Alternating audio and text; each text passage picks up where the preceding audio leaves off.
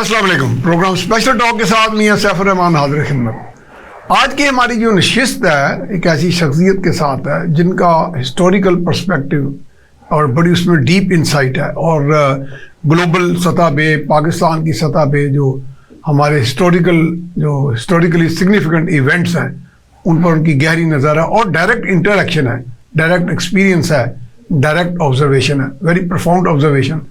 इस पे हमारी एक सीरीज़ की सूरत में आप देख रहे हैं ये प्रोग्राम और काफ़ी हमने इसमें कवर किया चीज़ें और इसलिए उसके आगे फिर हम सारी बातचीत उन्हीं के साथ आगाज़ करते हैं। अभी मेरी मुराद है जनाब डॉक्टर मोहम्मद इकबाल वाला साहब से।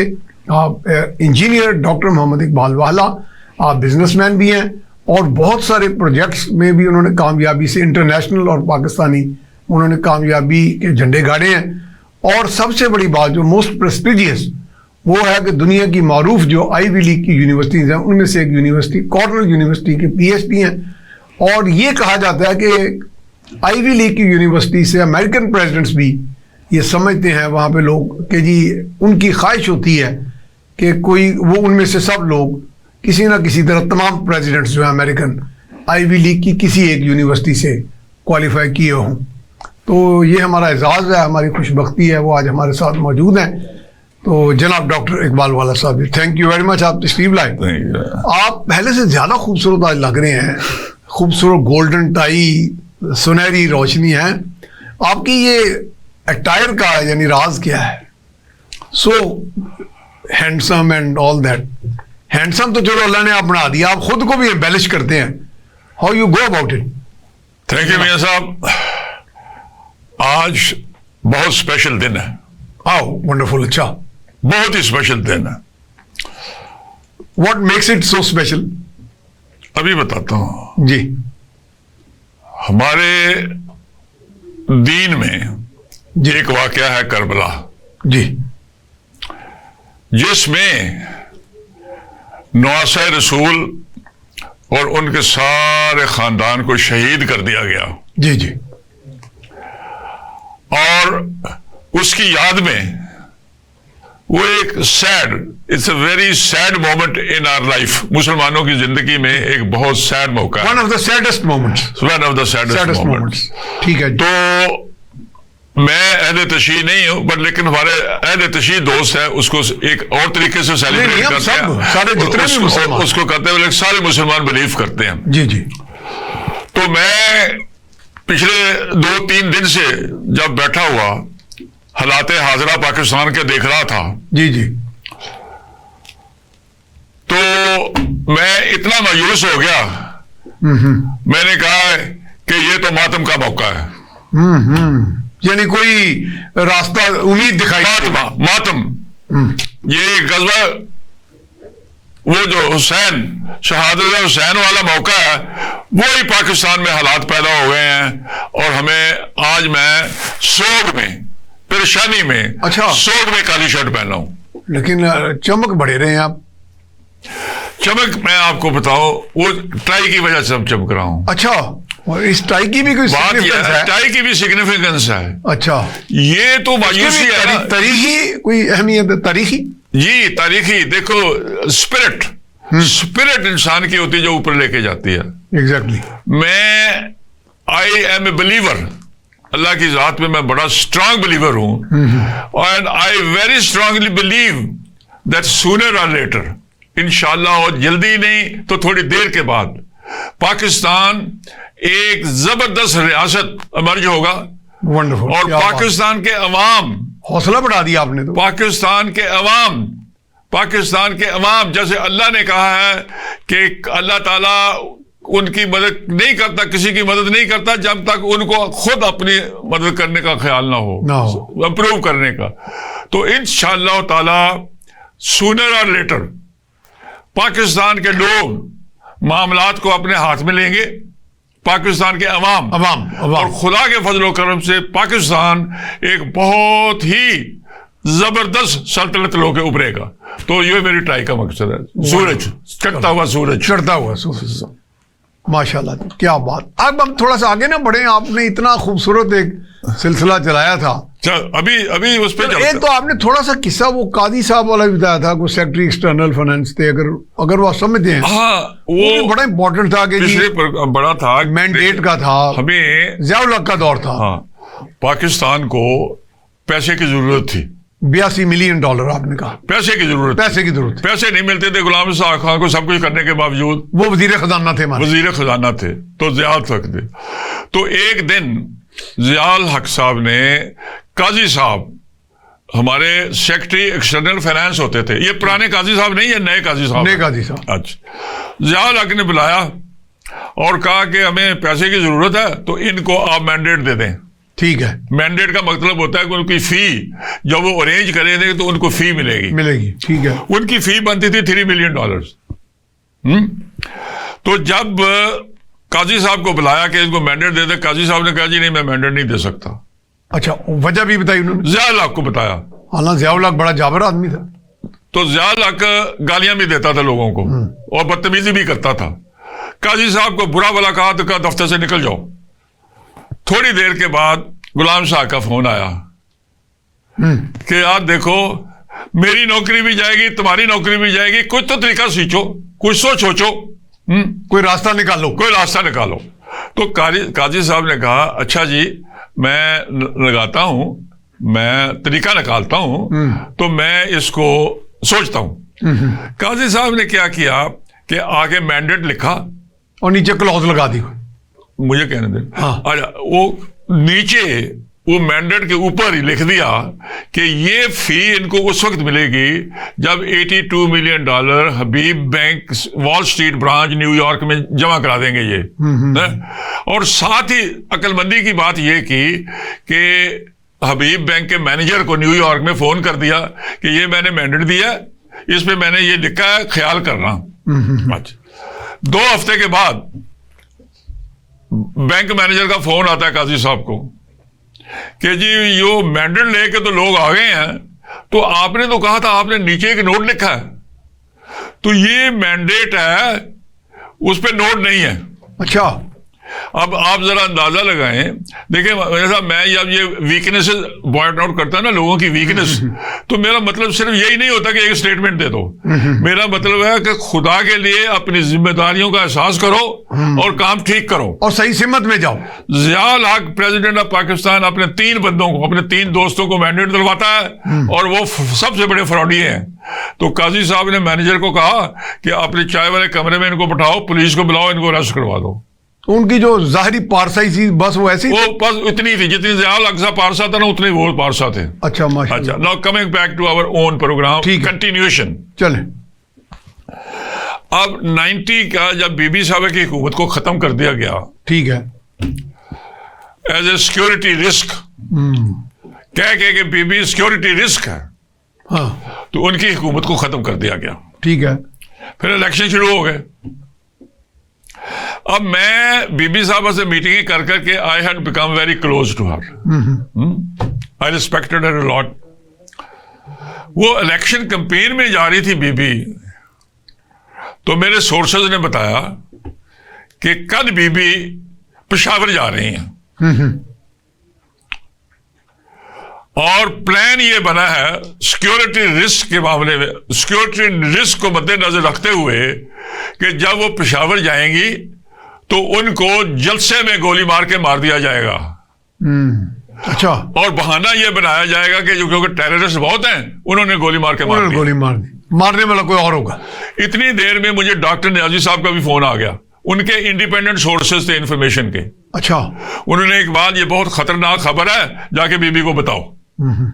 मैं गया इस्लामाबाद, तो बीबी तैयार होके तो फ्लाई करने के लिए, उस जाने के लिए तैयार थी। तो मैंने उस वक्त वो जो कश्मीर का रास्ता हो ना, एक वो कश्मीर का चीफ मिनिस्टर जो था पीपल्स पार्टी का था, जी, तो कश्मीर हाउस से निकल के बाहर जाके तो मैं पहुंच गया। अभी बाहर कमरे से आई तो मैं पहुंच गया। ये जो नहीद खान है, नहीद, ये पीपल्स पार्टी का नासूर था। ये इतनी बेइज्जती करती थी पीपल्स पार्टी वाले एमएनए और एमपी की, जिसकी इंतहा नहीं। और ये बीबी के किसी को पास नहीं आने देती थी, किसी को नहीं। लेकिन मैं भी एक करिंदा था, मैं भी पहुंच जाते थे आप। मैं भी अल्लाह के फजल मैं पहुंच गया तो बीबी के कान में मैं कहा, Bibi please be careful, there are dangers for you in Peshawar. तो अल्लाह का शुक्र है कि बीबी तशरीफ ले गई, तो वो जलसे से ही रिमेन्ड सेफ होके आ गए। अच्छा, अब इलेक्शन होता है, बीबी साहब फिर इलेक्शन जीत जाती है, उनकी गवर्नमेंट बन जाती है, और उनके साथ the master crook was her husband, the monster crook. अच्छा, मैंने ये तो दो डेजिग्नेशन है जी, मैं के मॉन्स्टर भी और क्रुक भी, दो डेजिग्नेशन दे दी है ना आपने। तो मैंने बड़ी मेहनत करके मैं फॉरेन इन्वेस्टमेंट लाया एक डिज्नीलैंड प्रोजेक्ट लाहौर में बनाने के लिए। अच्छा, जल्लो पार्क को मैंने ट्रांसफर करना था डिज्नीलैंड में। अगर वो डिज्नीलैंड बन गई होती तो आज पाकिस्तान का कल्चर, आज पाकिस्तान के बच्चे, आज पाकिस्तान के नौजवान, आज पाकिस्तान की कौम एक मुख्तलिफ कौम होती। वो तशद्दुद पसंद ना होती कम से। नहीं, डिज्नीलैंड दुनिया के नंबर 1 हाँ, वो मेरे उनके अंदर तो डिज्नीलैंड जरा छोटे स्केल पे मैं बना रहा था जल्लो पार्क में। मुझे जमीन भी ट्रांसफर हो गई, सारी चीजें हो गई। क्या होता है, हुकूमत बदल जाती है। वट्टू साहब चीफ मिनिस्टर बनने थे, पंजाब के चीफ मिनिस्टर, लेकिन चीफ मिनिस्टर बनने से पहले जनरल स्वरूप साहब जो है वो गवर्नर हैं पंजाब के, अप्रूव हो जाते हैं। और जरदारी को पहला मौका मिला कि पंजाब पे मैं डाका कैसे मारूं। पहला मौका मिल गया, पंजाब में हमारा चीफ मिनिस्टर ने डाका मारना, पंजाब रिच प्रोविंस है, तो अभी कराची के डाके का उसको इतना पता नहीं था। पंजाब में वो डाका मारने आया, गवर्नर हाउस में ठहरा, और जनरल स्वरूप को कह के मैं फॉरेन इन्वेस्टमेंट लाया होता। फॉरेन इन्वेस्टमेंट जिनेवा में जो कंपनी थी उसके नाम से फॉरेन इन्वेस्टमेंट में लाया $30 मिलियन फॉर, उस वक्त बड़ी अमाउंट थी वो, बहुत $30 मिलियन 93 में लेके आया फॉर जल्लो पार्क डिज्नीलैंड है। अच्छा, तो ऑल ऑफ ए सडन अगले दिन हम गए जमीन लेने, जमीन की पोजेशन मिलनी थी मुझे। हुकूमत बदल गई, ऑल ऑफ ए सडन ये मेरा जो एग्रीमेंट था गवर्नमेंट ऑफ पंजाब ने अप्रूव किया हुआ, ये एक इंटरनेशनल एग्रीमेंट था। हाँ, इसको तो जो मर्जी आए chief minister, government it's binding है ना। वो तो आप तो एक प्रिंसिपल शरीफाना हुकूमत की बात करते हैं ना। हाँ। ये इसमें ये पाकिस्तान में शरीफाना हुकूमत का कोई चीज बाइंडिंग नहीं होती। अच्छा, तो जरदारी आया, गवर्नर हाउस में बैठा, और ये जनरल स्वरूप है जिसको मैं बहुत अच्छी तरह जानता हूं। He was friend of mine and he was Ziaul हक बेस्ट फ्रेंड ऑल्सो। एक दिन मुझे 4 घंटे में उसने बताया कि ज़ियाउल हक का बिगनेस से लेके क्या प्रोग्राम था जिंदगी का, and Ziaul Haq wanted to immediately become full colonel. That was his all desire to become full colonel in the Pakistan army. वो तो सबर ही नहीं था कि मैं जनरल बनूंगा, सवाल ही नहीं पैदा होता, वो बस हो जाता है, कभी हो जाता है, अल्लाह की ज़ात करने वाली। अच्छा, तो मुझे जनाब लेटर मिल गया जरदारी साहब के गवर्नर हाउस में बैठे हुए कि योर एग्रीमेंट इज टर्मिनेटेड। अच्छा, international agreement sign for Disneyland जल्लो पार्क में वो कैंसिल हो गया। तो ये जो जरदारी साहब है, मुझे 2 दिन के बाद मेरे पास एक आदमी आया, हफ्ता मेरा ख्याल 2-3 दिन के, एक हफ्ते के बाद कुछ अरसे बाद मैं परेशान था। इंटरनेशनल एग्रीमेंट, और फिर सिग्निफिकेंस, हर प्रोजेक्ट की सिग्निफिकेंट होती है। देखिए, अगर आप एक ब्रिज बना दें, सड़क बना दें, उसमें चंद लोग ये दिन में तो पूरी नस्ल, पाकिस्तान की नस्ल ने बदलना था। ये अगर डिज्नीलैंड बन जाता, ठीक है, तो पाकिस्तान की नस्ल पूरी, बच्चे एजुकेशन, एब्सोल्युटली माहौल पाकिस्तान में पैदा होता। सही बात। अच्छा, तो मेरे पास एक आदमी आया, कहता है डॉक्टर साहब मैं आपकी फाइल सारी पढ़ आया हूं, अब अगर आप चाहते हैं थ्रू हो जाइए तो आपका प्रोजेक्ट रिवाइव हो सकता है, लेकिन कुछ फीस लगेगी। मैंने कहा मेरी बात सुनो, मेरे बाप ने मुझे डिज्नीलैंड बनाने के लिए नहीं पैदा किया था। मेरे तो और कई मंसूबे हैं। अल्लाह का शुक्र है, मैं सारी दुनिया में काम कर रहा हूँ। मैं कोरिया में, तंजानिया में, मैं सारी दुनिया में काम कर रहा हूँ। मैंने डिज्नीलैंड नहीं बनाना है। मैं क्या, मैं रिश्वत नहीं दूंगा किसी को। इसको ये गया है और मैंने उसको इनकार कर दिया। जरदारी को मैंने नहीं पैसे दिए। आपको आइडेंटिफाई हो गया था कि वो जरदारी का ही बंदा? हाँ, मैं स्वरूप को जानता था। हाँ, उससे पहले, स्वरूप से पहले जनरल इकबाल गवर्नर थे पंजाब। जनरल इकबाल थे, बिल्कुल। और स्वरूप को बनाया गया था गवर्नर। साहब से नहीं, इकबाल साहब से मेरी है मुलाकात। जी, जनरल इकबाल साहब मेरे बड़े अच्छे मेहरबान दोस्त हैं। मेरी मुलाकात, मेरे बच्चे अच्छे दोस्त हैं। ठीक है। जनरल इकबाल साहब को जब मैंने बताया तो वो कहते हैं, डॉक्टर साहब मुझे स्वरूप के पास जाने दो, क्योंकि मैंने बीबी को कहा था कि इसको गवर्नर बना दें।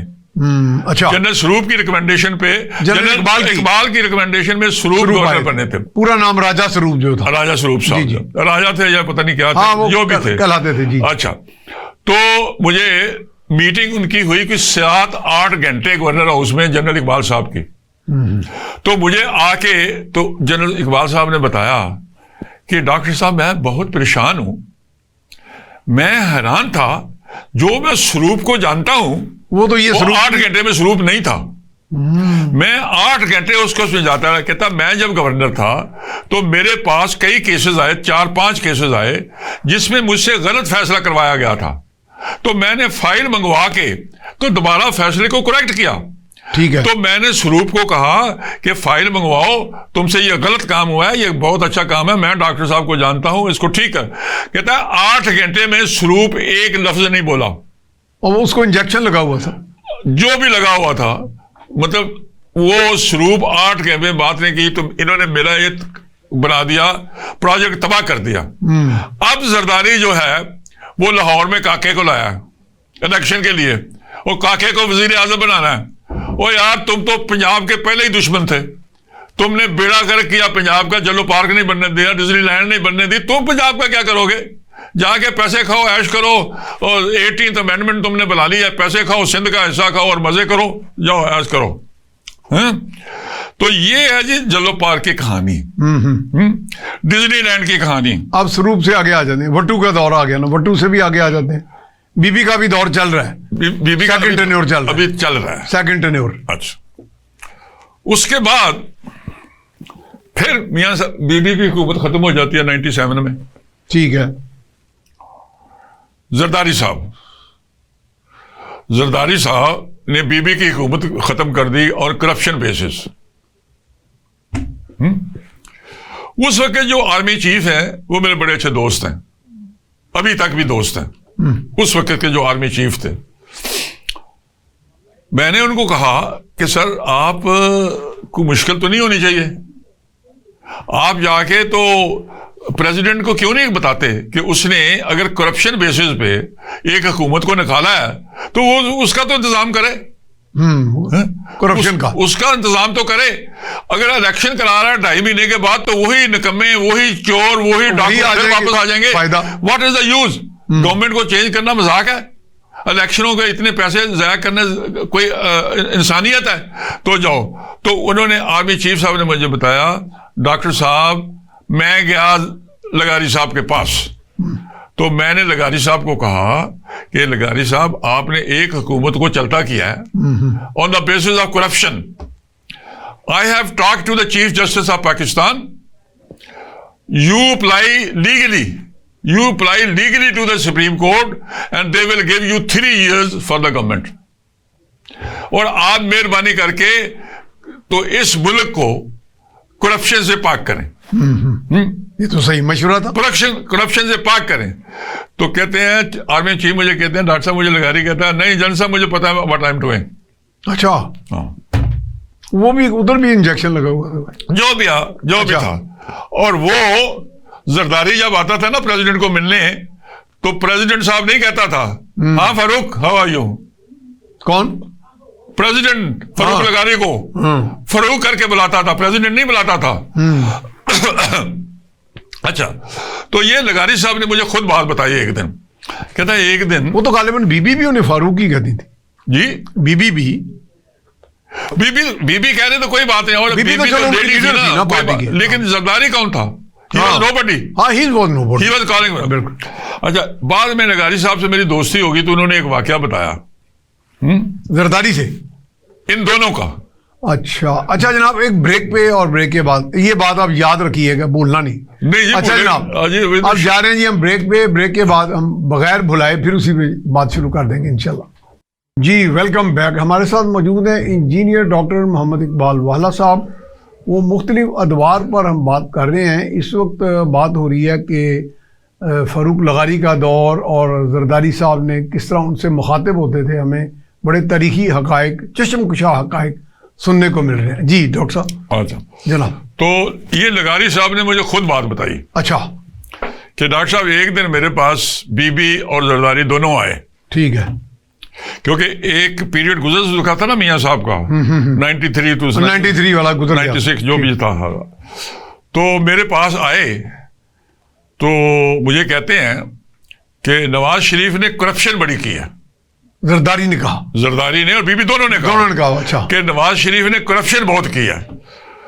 तो मैं बड़ा खुश हुआ कि अगर इनको एहसास हुआ है कि करप्शन नहीं करनी चाहिए तो ये बड़ी अच्छी बात है। इसका मतलब इनकी सलाह हो गई है। हमारी हुकूमत है तो इन्होंने मुझे बड़ा अच्छा मशवरा दिया है। कहता है लेकिन थोड़ी बहुत बातों में पता चला कि वो ये नहीं कह रहे कि उसने रिश्वत बड़ी की है, कुछ करप्शन की है। उनका मकसद था कि हमने उससे ज्यादा करनी है। अच्छा, हमें भी मौका दिया जाए, हमने उससे ज्यादा करनी है। लेवल प्लेइंग फील्ड हमें दिया जाए। Level playing field is a sick word.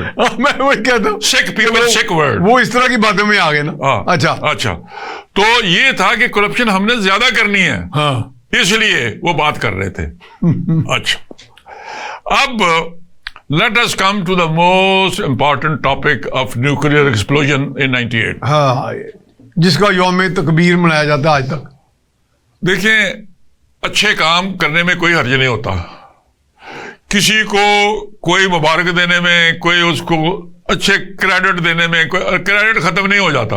हाँ, हम कौन से पैसे बांट रहे हैं, जबानी क्रेडिट है ना। कोई अच्छा काम कर रहा है तो क्रेडिट है। अब मैं आपको सीरियस बात बताता हूं। पाकिस्तान की हालत 80s में ये थी कि $50 मिलियन दुनिया से नहीं मिलता था। गुलाम रज़ा खान रो रहा था, $50 मिलियन नहीं मिलता था। इतनी बुरी हालत थी। उसके बाद तो हुकूमतें ही बदली हैं। उसके बाद क्या क्या मार करना, कोई तेल निकल आया था, कोई रिफाइनरी हमने लगा ली, कोई चीज होगी, नहीं ना हुआ। अच्छा, तो अल्लाह, इजराइल, इंडिया और मे भी अमेरिका, इन तीनों ने ये सोचा, इंटेलिजेंस रिपोर्ट्स हैं, इन्होंने कहा कि ये इनके पास खाने के लिए तो फायदा नहीं। उन्हीं दिनों एक, मैं गाली तो नहीं दूंगा, एक हरामजादे अमेरिकन सेनेटर ने कहा कि Pakistani will sell their mother for $1। एक सेनेटर ने ये इस तरह की बातें हुई थी, बात कही।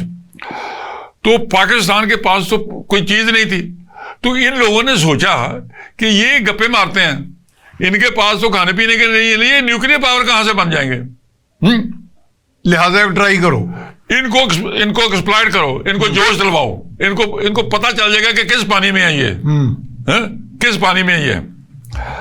अब उनको नहीं पता था कि अल्लाह के फजलो करम से, डॉक्टर कदीर साहब की मेहरबानी से, जनरल ज़ाद अली अकबर के वर्क से और मेरी हम्बल सर्विसेज की वजह से हम 1983 में न्यूक्लियर पावर बन चुके थे। अच्छा, 83 में? 83 में फुल स्केल न्यूक्लियर पावर, यानी कि मच अर्लियर, 1998 से 15 साल पहले। और उसी वक्त 83 में ये अटैक का प्लान होता है। 2 squadrons of the Israeli squadron bombers were in Kashmir. अच्छा, and they wanted to attack. Pakistan को पहले पता चल गया और पाकिस्तान ने प्रिकॉशन ली। उस वक्त से लेके आज तक F-16 24 आवर सर्वेलेंस होती है, because we are capable of defending our assets. ठीक है। अच्छा, अब बात है, एक्सप्लोजन हुआ, हमें 98 पे फिर आते हैं ना। हाँ जी। इंडिया ने मार्च या अप्रैल में एक्सप्लोजन कर दिया। नो, इसका जवाब जो था, it was not a technical answer, it had to be politically told to them, some strategically we had to prove to them कि बकवास बंद करो, we are a nuclear power। अच्छा, अब कैसे करें? सिविलियन हुकूमत की तो बात छोड़ो, मियाँ साहब मेरे दोस्त हैं, बड़े अच्छे दोस्त हैं, अगर उनको क्रेडिट मिलता है तो और देना चाहिए, ठीक है, दैट डजंट मैटर, और क्रेडिट देना चाहिए। अब फैसला हुआ जीएचक्यू में, लेट्स गो फॉर प्रेजेंटेशन हुई जीएचक्यू में।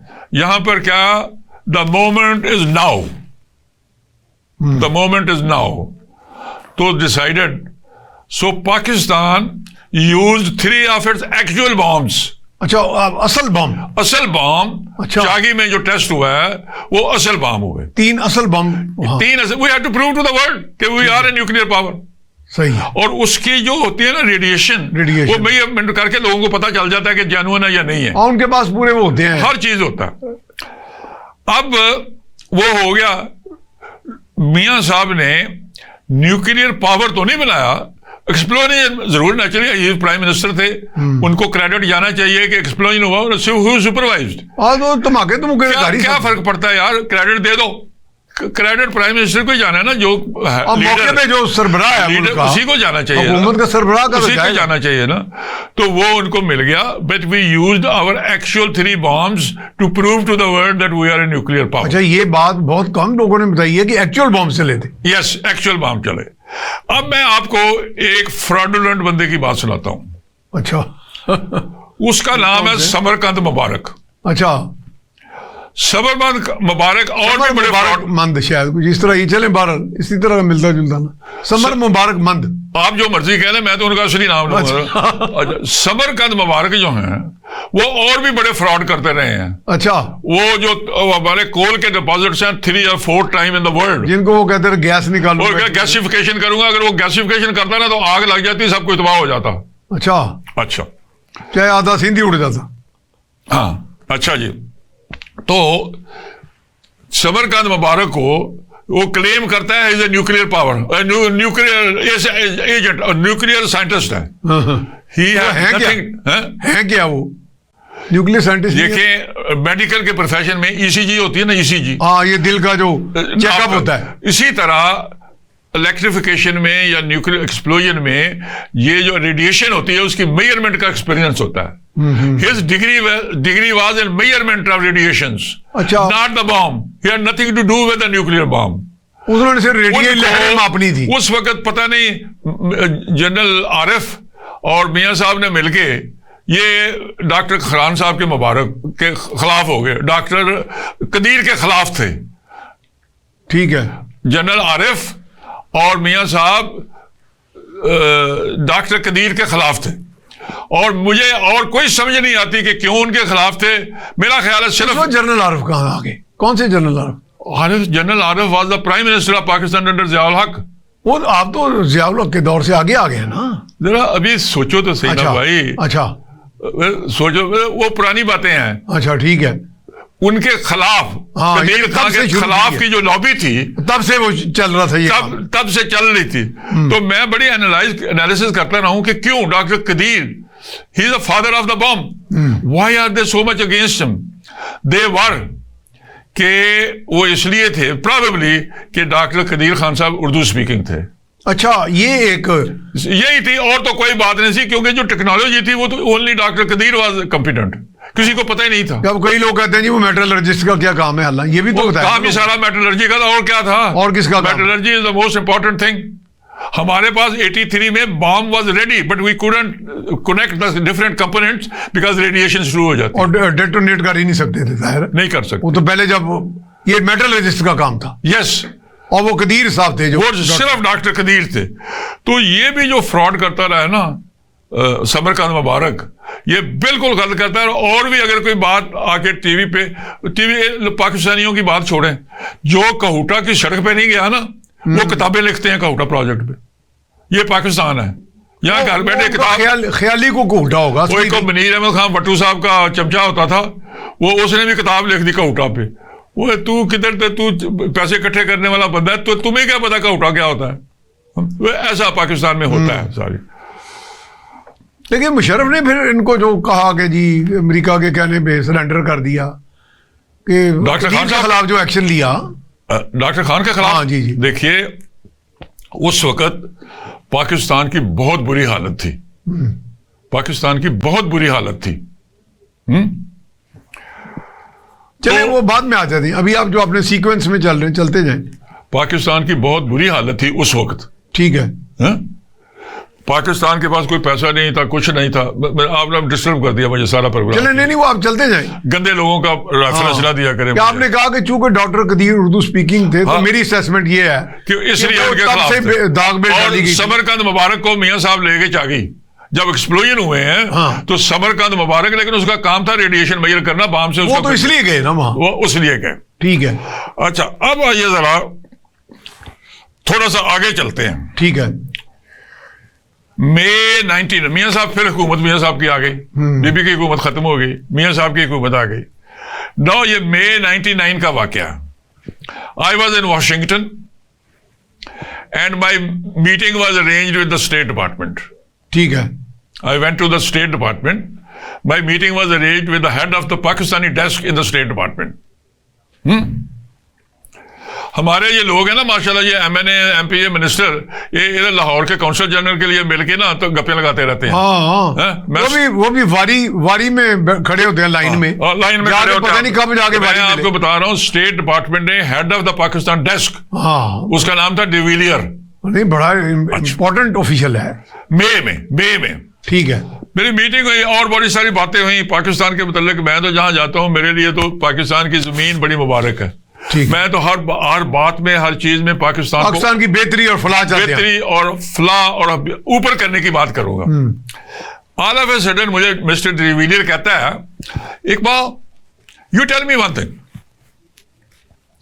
We don't know what Nawaz Sharif is up to.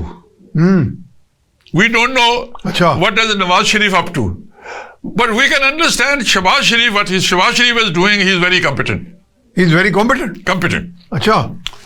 मैंने कहा, mister de Villiers, you do not know Pakistan. I am not a politician. I am not in the government. But let me tell you my bisharat, my prophecy. I tell you. By 31st of December 99, there will be no government of Mian Nawaz Sharif. 31st December 99 को कहते हैं, no, how are you saying this? In March the election will take place. He already has a 3/4 majority, and even in the Senate he will get the majority. When he is all going, so how can you say that? मैं कहता, that is precisely the point. 1 जनवरी से election का process शुरू हो जाता है। जब election का प्रोसेस शुरू हो जाए तो वो चेंज बजाना गड़बड़ हो जाती है, तो जो होना है उससे पहले होगा।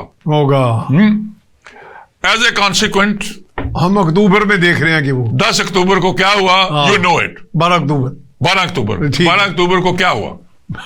अच्छा, फौज आ गई। अब मैं 12 अक्टूबर के बाद फौरन, अब मेरा कोई तल्लक नहीं था प्रेसिडेंट मुशर्रफ से, कोई तल्लक नहीं था, लेकिन मेरा तल्लक पाकिस्तान से इतना गहरा है, पाकिस्तान फर्स्ट। जनरल मुशर्रफ कहता है मेरे लिए पाकिस्तान फर्स्ट है हमेशा। अच्छा, मैंने कहा कि how can I serve Pakistan more under the present circumstances, जबकि मार्शल लॉ लग गया है, how can I serve? No, president Clinton had announced that he is going to India, but not Pakistan. यानी पाकिस्तान तो काटा था ऊपर, पाकिस्तान को काट दिया कि नहीं, पाकिस्तान नहीं जाऊं, पाकिस्तान नहीं आ रहे थे वो। मैं ऑन माई ओन एफर्ट करके तो I went, and on the 10th of December I met general Mahmood DG ISI। ठीक। मैंने कहा, जनरल साहब, क्लिंटन साहब सब कॉन्टिनेंट में आ रहे हैं और ये पाकिस्तान के लिए बहुत बुरी खबर होगी कि अगर अमेरिकन लीडर, प्रेसिडेंट या कोई भी लीडर वो सब कॉन्टिनेंट में आए और इंडिया जाए, पाकिस्तान ना आए, तो ये बहुत बुरी बात। अभी मेरी बात खत्म नहीं हुई थी तो जनरल महमूद कहते, नहीं उसकी मर्जी आए मर्जी ना आए। ये क्या बात हुई? आप जरा कमाल है, सोचे ना, दिमागी लेवल सोचे ना, कैलिबर देखे। मैं तो एक आम सिटीजन था, he was DG ISI and core commander, उनकी इंटेलिजेंस का मुकाबला कर लेना जरा। एनी हाउ, मैंने कहा, जनरल साहब नहीं, ये ऐसा नहीं होता, please don't think it is that, it is very important कि अगर वो सब कॉन्टिनेंट में आते हैं तो ही मस्ट विजिट पाकिस्तान। सारे नाल दे दरबार बुए के नहीं, हमारी बेइज्जती हो जाएगी, हमारी इंपॉर्टेंस खत्म हो जाएगी। नेबरहुड में आते हैं, हमारी तरफ नहीं आते। मैं 12 दिसंबर 99 आई फ्लू टू अमेरिका। ठीक है। I spent 1 month there. I mobilize my resources and friends, और फर्स्ट वीक ऑफ जनवरी में मुझे उन्होंने कहा, डॉक्टर साहब मुबारक, we have done your work, we have done your work. Clinton या तो पाकिस्तान भी जाएगा या इंडिया भी नहीं, अगर पाकिस्तान नहीं जाता तो इंडिया भी नहीं जाएगा, वी विल सबोटाइज हिज ट्रिप, ये मुझे कहा। अच्छा, अब मुझे पता था पाकिस्तानियों की मेंटालिटी का, जो बंदा कह रहा है कि वो उसकी मर्जी आए मर्जी ना आए, उसकी इंटेलिजेंस था, तो मैंने पता सी। मैंने कहा, जो मेरा कोऑर्डिनेटर था पूरे काम का, मैंने से उनसे रिक्वेस्ट की कि हजूर वाला आपने एक और मेहरबानी करनी है मुझ पे, क्योंकि मैंने अगर ये बात की ना तो वो DGIS है मुझे अंदर दे देगा, तू क्या बकवास कर रहा है। मैंने कहा जरा आओ ना, ये इनको माशाल्लाह बड़े ही अक्लमंद लोग हैं, आप इस तरह करें मेरे साथ चलें पाकिस्तान। अच्छा, आपने अपने कोऑर्डिनेटर को कहा? कोऑर्डिनेटर अमेरिकन को मैंने कहा आप मेरे साथ पाकिस्तान चलें। मैं 12 जनवरी को पाकिस्तान पहुंचा अपने दोस्त के साथ, जिन्होंने ये सारा अरेंज किया था। तो 12 जनवरी 2000? 2000, ठीक है। अच्छा, उसके बाद जब मैं आया तो 15 तारीख को मेरी, क्योंकि अल्लाह ताला ने मुझे हिम्मत दी, मैं एजुकेटेड आदमी हूं, मैं जो बात करता हूं उसको लिख भी लेता हूं। अच्छा, मैंने एक 20 पेज की रिपोर्ट बनाई, जो आज भी कोई चेक करना चाहता है तो ISI के रिकॉर्ड में होगी। अच्छा, मैंने रिपोर्ट बनाई और उसमें जनरल महमूद साहब को बताया कि मैंने आपके लिए ये अचीव किया है, ये अचीव किया है कि आप या तो क्लिंटन पाकिस्तान आएगा, नहीं तो वो इंडिया भी नहीं जाएगा। इससे पहले मैं थोड़ा सा हमारे एम्बेसडर साहब के मुतालिक बता दूं। जब मैंने कहा ना मैं अमेरिका जा रहा हूं, तो जनरल महमूद कहते हैं कि have you met our ambassador designate. मुझे पता था कौन एम्बेसडर डेजिग्नेट है, इट वाज मलीहा लोधी। अच्छा, ठीक है। तो मैंने कहा जी नहीं, I am not interested in meeting her. कहते क्यों? जनरल महमूद मुझे पूछते हैं वाई। मैंने कहा जी मेरे तजर्बे में तो हमारी जितनी एम्बेसीज है ना, they work more for India than they work for Pakistan. I don't want में। तो जनरल साहब के अल्फाज, कहा नहीं डॉक्टर साहब, no she has been nominated so let us carry her on board. ये अल्फाज थे, कैरी हर ऑन बोर्ड। मैं गया, मैंने वाशिंगटन में ये ताल्लुकात काफी थे फौजियों से उन दिनों, जर्नलों से चांदे। मेरी बात सुने ना, पाकिस्तान में जब किसी लेडी के आदमी से मिलते हैं ना, खा वो बहन भाई हो, तो पाकिस्तानियों का दिमाग इतना गंदा है, ये सेक्स के अलावा कोई सोचते ही नहीं। ठीक है। लानत भेजो ऐसी थिंकिंग को। ये बहन भाई पर इल्जाम लगाते थे, बाकी तो छोड़े। अच्छा, तो मलीहा लोधी को मैं 2 दफा मिला एज एम्बेसडर। ये एम्बेसडर तो किसी को मिलते ही नहीं, पाकिस्तानी एम्बेसडर किसी को नहीं मिलते। मैंने मलीहा लोधी से 2 मीटिंग की और फिर मैंने उसके लिए एक पेपर लिखा उधर ही, और मैंने कहा ये तुम्हारे रिसोर्सेज हैं, पहले अपने आइडेंटिफाई करो तुम्हारी प्रॉब्लम क्या है, what do you want to achieve, then I am telling you what are your resources. और मैंने कहा अमेरिका के हर शहर में एक ऑनररी काउंसिल जनरल बना दो, वो झंडा भी करेंगे, पार्टियां भी खुद करेंगे, तो तुम्हारा काम भी करेंगे। लेकिन नहीं, ये तो पाकिस्तानियों को मिलते नहीं, ये कहां बनाते हैं ऑनररी काउंसिल जनरल, कैसे बनाएंगे? वो ज़िया-उल हक ने एक औरत बनाई थी, योन हैरिंग, वो हमारी काउंसिल जनरल थी टेक्सास में। वो इसलिए थे कि she was a beautiful girl और जनरल साहब लाइक्ड हर, तो इसलिए बना दी थी। तो फिर आके जनरल महमूद साहब को मैंने ये रिपोर्ट दी 15 जनवरी को। अच्छा, उसके चंद दिन पहले आपको पता है कि वो जनरल प्रेसिडेंट क्लिंटन आए मार्च में। आगे थे, आए, बिल्कुल आए। उन्होंने आना था 3 दिन के लिए।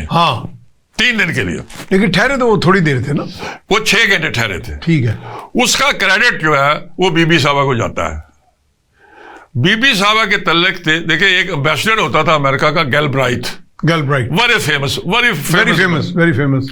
उसका बेटा है पीटर गैलब्रिथ। वो बीबी साहबा का बड़ी अच्छी तरह से वाकिफ दोस्त।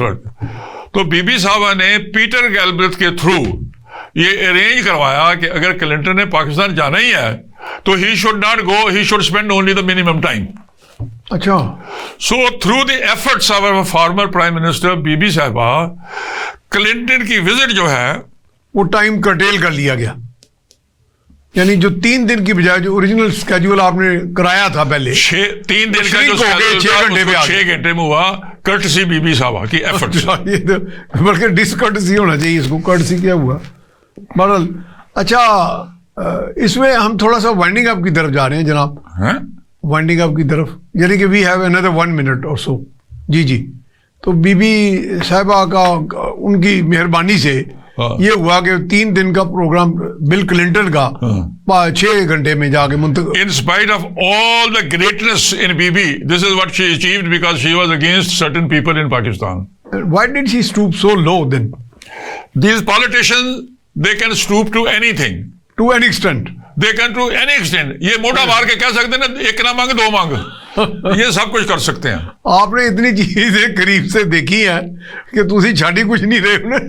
तो डॉक्टर साहब, इसमें मेरा ख्याल है कि we now come to the conclusion कि हम अब आ गए हैं उस ईरा में जिस दिन बिल क्लिंटन पाकिस्तान तशरीफ लाए। ओरिजिनल प्लान आपके एफर्ट से, और बड़ा अच्छा प्लान था, 100% माय एफर्ट्स। पाकिस्तान की गुडविल जो थी आपके उस सिंसियर एफर्ट्स की वजह से वो बूस्ट होके कहाँ चली जाती। yes. और उसको हमने अपनी ही अंदर की जो खराबियां हैं सिस्टम की, या अपनी खारबादियां कह लें पंजाबी में, तो उसकी वजह से हमने उसको टेल करा के 6 घंटे, उसका भी एक अच्छा इफेक्ट नहीं गया था वैसे। आई थिंक नहीं, it didn't convey a good message to the maulvi, ये 2 मौलवी है ना तारड़, जी जी जी, इन्हों का प्यो जरा सी ना, इन्हों का दादा चाचा जो भी सी, वो सी प्रेसिडेंट। अच्छा, अब now we are that fellow reached few minutes late to receive the president. No जी, we are concluding the program. Thank you very much for coming जनाब, I am really grateful to you.